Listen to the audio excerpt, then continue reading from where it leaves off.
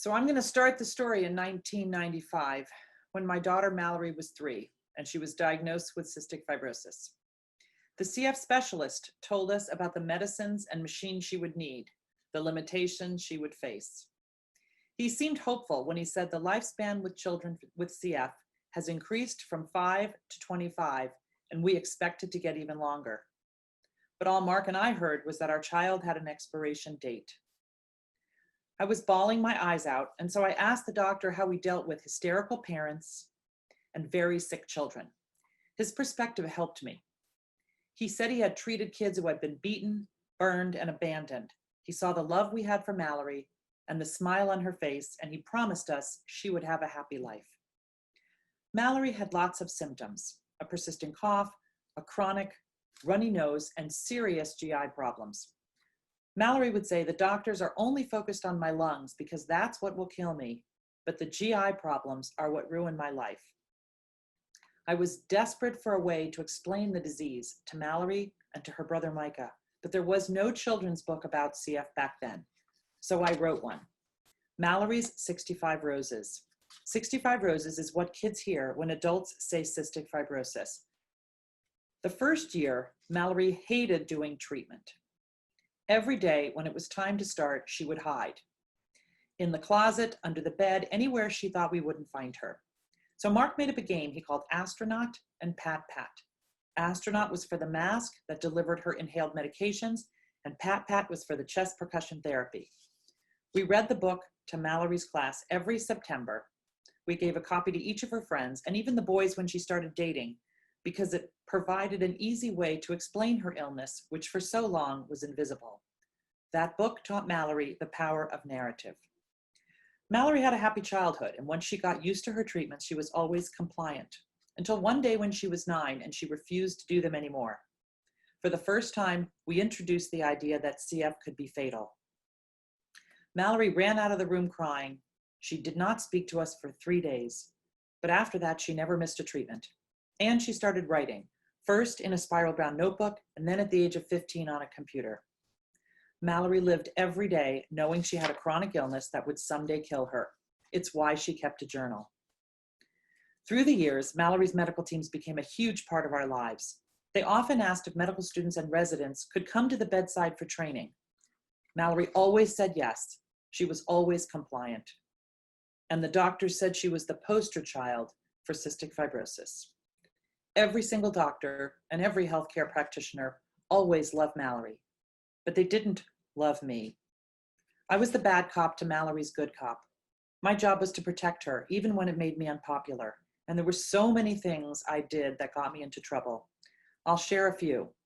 I was known to block the door to Mallory's hospital room at 6 a.m. when somebody would want to empty her trash, write her daily goals on the board, drop off her medications when she'd been up until well after midnight, doing her treatments because the nurse had a coding patient, because there was a late night admit, or because the pharmacy was backed up. Sleep does not seem to be valued in the hospitals, and so I fought for it. I used to sneak Mallory out of the hospital to get her hair washed, or just to take a walk, even though protocol dictates you can't leave the hospital, because it was so important to keep her mentally healthy, as well as physically healthy. I also used to sneak her dog in. Pet therapy is great medicine. And then there was Mark, who would sleep bedside at night. He's way more patient than I am, but when things happened on his watch, he got angry too.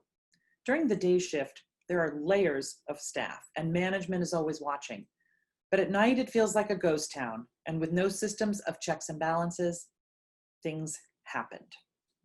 The ICU also posed a lot of problems, as many hospitals required loved ones to leave during shift change. This policy doesn't make any sense because when the outgoing nurse is giving notes to the incoming nurse, and if both nurses are doing the critical job of sharing information, then they are diverting their attention from the patient. Mallory never wanted to be left alone in the ICU, and shift change was the scariest time for her, precisely when family and friends should be with her. Our advocacy to remain at the bedside led to many fights. And these lead to the first of the insights I'm going to share today. This one seems like a big fat duh. Parents play an important role in treating a child with chronic illness. But what I learned from reading Mallory's journal is that when I fought with the team, or when Mark did, it was very traumatic for Mallory. which makes sense when the two most important support systems that a patient relies on are at odds. It causes stress for the patient. When Mallory was 12, she was colonized by Cepacia, the normally harmless bacteria that wreaks havoc in CF lungs. It is the ultimate superbug, and doctors warned us that things would get way more difficult. To set the tone for Mallory's life, I adopted the mantra, no pity party. My goal was to find joy for Mallory in every day. Mallory went on to adopt her own mantra, which was live happy. Family was always important to Mallory. She and her brother Micah were very close. In high school, Mallory had lots of friends. She was a straight A student. She was a 3-sport varsity athlete, and she was prom queen. Senior year, she got very, very sick and was admitted through pediatrics at UCLA. It was so cheerful with large photos of furry animals adorning the walls. But about 10 days in, they said they needed the bed because they had a young peds patient that was being admitted, and so they moved Mallory to the adult floor. Gone was the cheerful decor, replaced by stark white walls with no playful pictures. It was an abrupt change and a foreshadowing of what adult care would be like. That admission was very difficult, marked by long bouts of sepsis and raging fevers. But Mallory finally got out and was able to graduate with her class. The summer before college, she became deeply stressed because for the first time, she had to think about how to tell people about her illness. But fortunately, dorm living has a way of establishing immediate intimacy, and so word spread quickly. Still, it was a difficult transition. After growing up with a helicopter mom, Mallory desperately wanted to be independent, but at the same time, she knew that having our help made things easier. Mallory had to learn how to juggle academic, social, and medical responsibilities to fit everything in. Over time, she adjusted, studied hard, went to football games, and played club volleyball, despite many dozens of hospitalizations. In total, there would be 67, with each admission lasting from weeks to months. Mallory, like so many others, suffered from the duck syndrome, when students are like ducks gliding on the water. What no one sees is that underneath they are paddling furiously. Mallory would write, "The stress of working to make things seem effortless creates a vicious cycle of silence and struggle. This applies to physical and mental health issues, and Mallory had both." To manage her anxiety, Mallory spent time in nature whenever possible. She cared deeply about the environment. In her senior thesis, she compares the degradation of her lungs by the colonization of a superbug to the degradation of native Hawaii by the colonization of foreigners. Mallory recorded the piece as a podcast called Biome, and it was played on NPR. The analogy Mallory draws helped her process what was happening to her body. It was terrifying. Of her fears, Mallory writes, "My memory, nearly photographic at times, serves me well in school, but it curses me at night. My internal hallucinations are so haunting, I can't escape them, even when I close my eyes, because the images play on my eyelids as if projected on a movie screen. It's scary to think I might look back and realize I could have done amazing things, but didn't because fear held me back. Fear protects us from dangerous things. Unwarranted fear prevents us from reaching our full potential." It's been crushing to learn that Mallory suffered so much. Her emotional pain was never addressed until I pushed for a psych consult her sophomore year in college. Doctors were so focused on her survival that they missed the signs of her mental distress. Despite her demons, Mallory did reach her full potential and graduated Phi Beta Kappa from Stanford. She was so excited to do field research, but sadly, the doctor said no to every project she asked about doing. They felt that the exposure to environmental toxins would further damage her lungs, and she was devastated.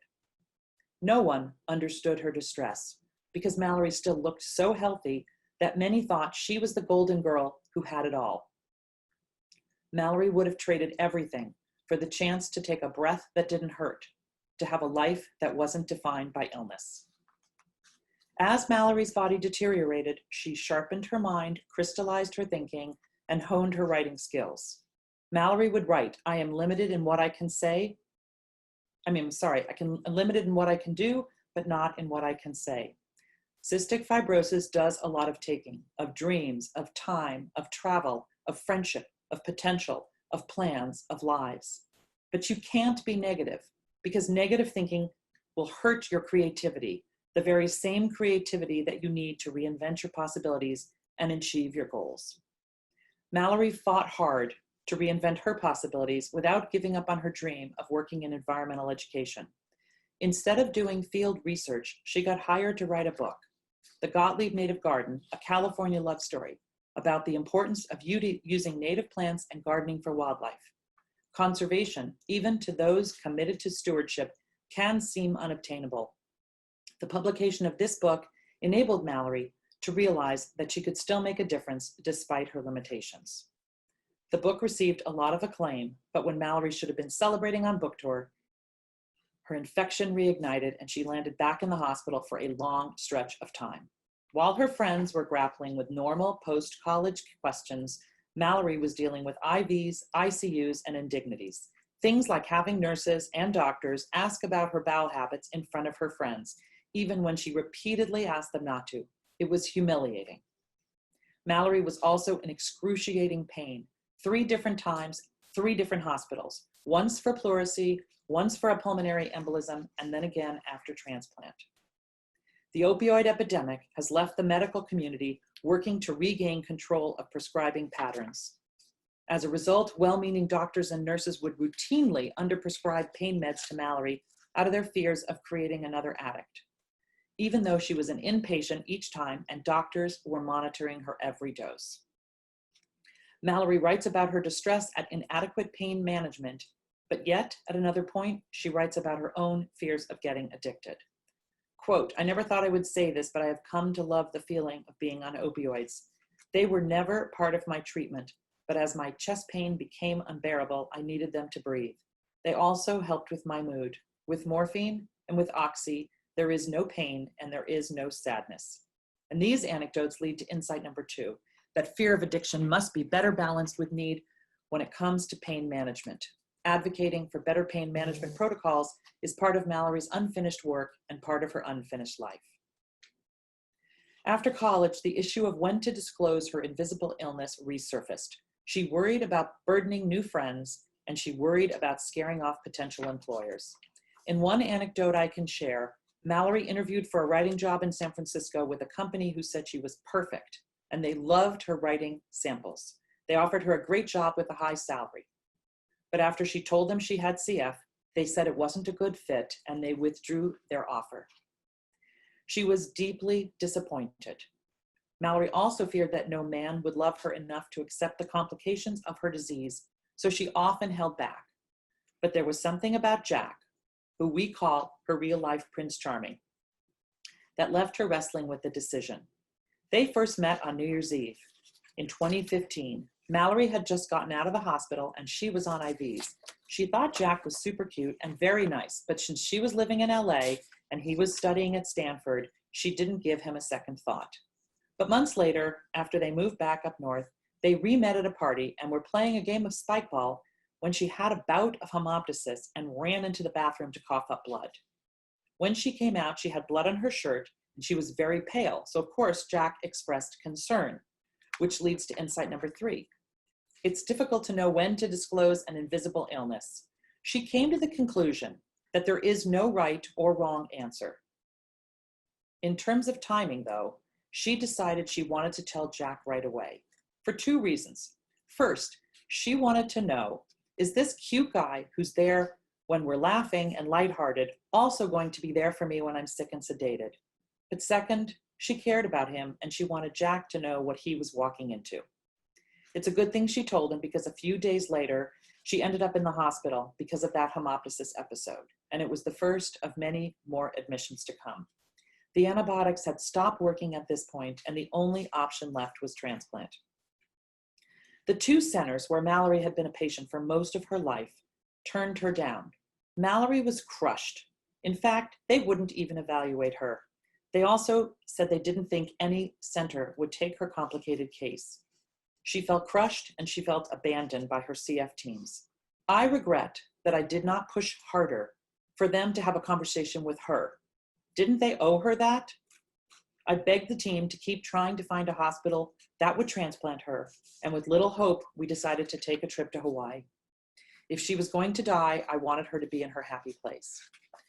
For 6 magical days, Mallory was oxygen and IV free. She got to surf, swim, paddle, so much fun. But on day 7, the fever started again, and they shot up to 103.5. Mallory was admitted to the Maui hospital, but they did not know anything about Cepacia or have the medications that Mallory needed. So we asked her brother Micah to fly to Oahu. He did, and he returned with 60 pounds of IV balls. We were going to stay put until Mallory was stable to fly. But then the national news announced the worst hurricane in decades was headed straight for Maui. So we scrambled to get one of the last planes out before they closed the airport. In the midst of all of this chaos, we got a call from UPMC that Mallory was approved for evaluation. She was all smiles despite the high fever. I was ecstatic, but the coordinator said, "Don't get too excited yet." She'd seen too many people who'd been approved for the evaluation, but then be denied insurance coverage. I said, "That won't happen. My husband is a lawyer and he has fought every single denial. And I'm a publicist and I'll be on the Today Show telling everybody about Mallory's case. And I will expose their refusal to pay." But guess what? She was denied, and getting insurance approval for an out-of-state, out-of-network hospital was the single most excruciating non-medical battle that we ever faced. The battle actually raged for weeks on end, and they employed multiple stall tactics that Mallory felt were intended to run the clock out on her life. It would take a miracle to turn no into yes. We got that miracle in the form of a close friend who knew someone at the highest level of our insurance company's management. Mallory did not want to accept the evaluation. She felt so guilty that others didn't have the access or the privilege, and that they had not been able to overturn their denials. I urged Mallory to use the power of the pen to expose this injustice. She documents the entire battle and writes that insurance companies are inflicting needless additional suffering on patients who are already in such deep distress. It's outrageous and incomprehensible. Which leads to insight number 4. Doctors and not insurance companies should decide what kind of care their patient gets and where to get it.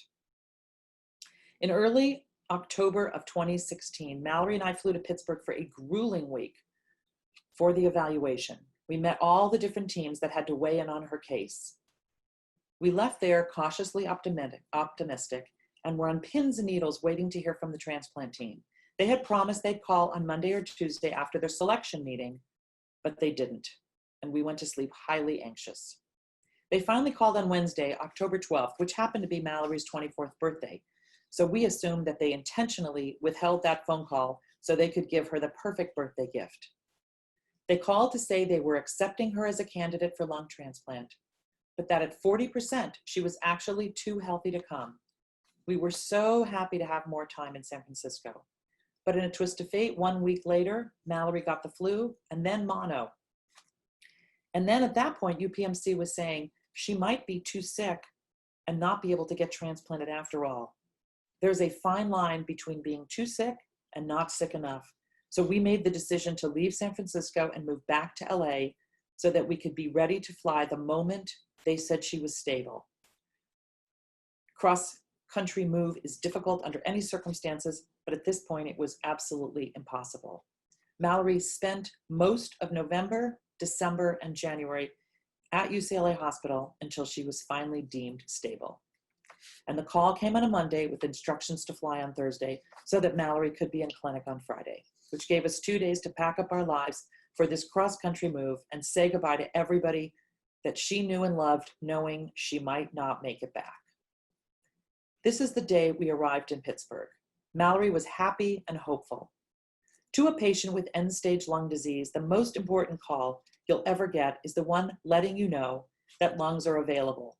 But that call can come days, weeks, or months after you're listed. Once you are listed, every time the phone rings, you jump. You can't exercise, take a shower, watch a movie, or sleep through the night without your phone right with you, which intensifies the experience, but you just can't miss a single call. As the days and weeks pass, your heightened vigilance gives way to hopelessness because you start to think that the call will never come, or if it comes, it will come too late, as it did for a few of Mallory's friends. At that point, I changed my mantra to "somewhere over the rainbow, there are lungs." And I would sing that to her, just the first line, over and over and over. But about 6 weeks later, the call came. We packed, raced to the hospital, and waited 24 hours.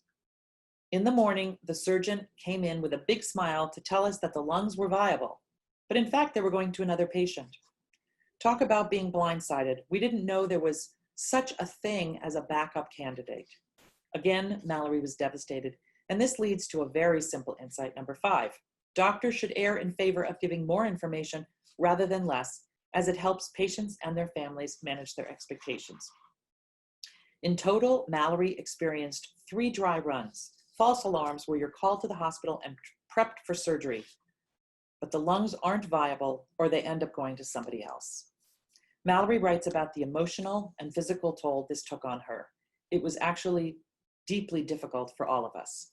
But finally, on September 11 of 2017, Mallory got the 4th and final call. Despite her fear, Mallory was so excited. She was wheeled in for the 9-hour surgery and received the gift of life, new lungs. Talk about a joyous time. The recovery was grueling, very grueling. But a month later, she was celebrating her 25th birthday. Those days, I used to sing to her, "Somewhere over the rainbow there were lungs." And you can note the rainbow on her cake and the smile on her face as she dared to dream about a new life. But tragically, just a few weeks later, Mallory was readmitted with pneumonia, and doctors started preparing me for the worst. They wanted me to tell Mallory that she was not going to make it. I refused. Mallory was terrified of dying. She'd made that very clear, and I did not want her to be afraid. The doctors disagreed with this choice, creating yet another point of contention. We needed Mallory to have hope, because in these last days of Mallory's life, Mark was working around the clock to get her an experimental treatment. Mark had read that phage therapy was used 100 years ago, but then penicillin was discovered. With its patent protection and financial incentives, penicillin rendered work on phage obsolete. Since phages are naturally occurring organisms, patent protection would be a huge challenge. So Mark enlisted the help of Stephanie Strapty, an epidemiologist who had used phage therapy to save her husband, the case that Mark had read about. On November 7th, she sent out a nationwide tweet and many labs responded. Meanwhile, this is the tweet she sent. Meanwhile, at the doctor's urging, our closest friends and family had gathered, flown across country, every single one in this picture. Because Mallory was on a ventilator, she scribbled a note which says, "Can't talk at all, but so grateful you are here for the hardest part." And then on November 14th, the United States Navy found a match for Mallory's isolate of Sapiesia. Dr. DeCuna, the transplant surgeon from UPMC, together with Dr. Joe Paluski, her cystic fibrosis doctor, came up with an elaborate plan to send their organ retrieval plane and then a helicopter to get it from the Navy's lab to the airport and then to the hospital. We were so happy and so hopeful when the phages arrived. That night, Mallory made history and became the first patient with cystic fibrosis to receive phage therapy. But the very next morning, doctors told us that Mallory had been without oxygen for too long, and they advised us to make the gut-wrenching decision to remove life support. After she died, we asked for an autopsy and learned from the Navy that the phages had started to work. She just didn't get them in time. Mark was not able to save Mallory, but he was certain phage therapy could save other patients with cystic fibrosis. We shared Mallory's story with the media, a story that starts in 2016 with Mark's dogged pursuit of this treatment and includes Stephanie Strapty's critical contribution. Stat News went on to report that Mallory died, but her bacterial infection had lived on, moving from her ICU room in Pittsburgh to a lab in Ann Arbor and then to Jerusalem, where 3 students found a second phage that was effective against Mallory's strain of Sapiesia. The director who led this team called me from Israel to tell me they were naming the bacteria-killing virus BC Mallory 1, using the initials of the bacteria it's active against, Mallory's name, and the fact that she was the first person and inspired the search.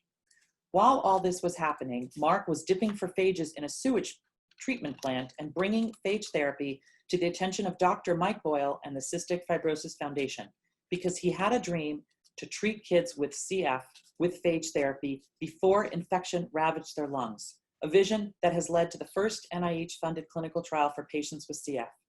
Helping others still in the fight has helped Mark with his grief. As for me, I turned to Mallory's journal. In the last months of her life, she had given me the password. When I opened it, I found 2,500 pages of her reflections over 10 years. The playful writings of a teenager, the somber insights of a young woman with cystic fibrosis facing death, and instructions to publish the part that might help others. Mallory writes in detail about her treatments and hospital stays, the love and unexpected community she found in every single hospital, the transcendent intimacy she developed with her beloved doctors, and the problems imposed by the medical system she depended on. Which leads to the last insight, which is that a life-threatening illness puts you at the intersection of so many public health issues. It turns you into an accidental expert about the ways patient care can and should be improved. Mallory's writing highlights areas in patient care that need addressing. For example, the power each caregiver has to make daily decisions that affect a patient's quality of life. It includes doctors, nurses, RTs, PTs, pharmacists, case managers, home health nurses. It's a long list.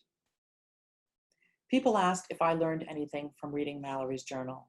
The big surprise was that her facade of perfection and happiness masked the darker truth about experiences and emotions that she had not dared to share publicly.